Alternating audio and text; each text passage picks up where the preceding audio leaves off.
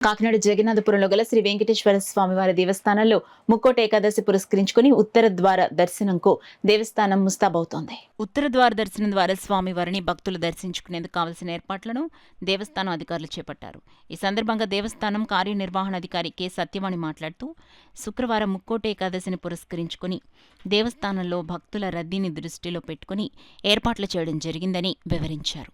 కాకినాడ పరిసర ప్రాంతాలలో సుప్రసిద్ధ ఆలయాలలో ఒకటైన జగన్నాయపురం వెంకటేశ్వర స్వామి సన్నిధిలో ముక్కోటి ఏకాదశి సందర్భంగా భారీ ఏర్పాట్లు చేయడం జరుగుతుంది. రేపు 10/1/2025 ముక్కోటి ఏకాదశి సందర్భంగా భక్తులకు ఉత్తర ద్వార మార్గంలో స్వామివారికి దర్శనం ఇచ్చే కారణంగా ఈరోజు ఈ ఆలయ ప్రాంగణంలో క్యూ లైన్ల ఏర్పాట్లు చేయడం జరుగుతుంది.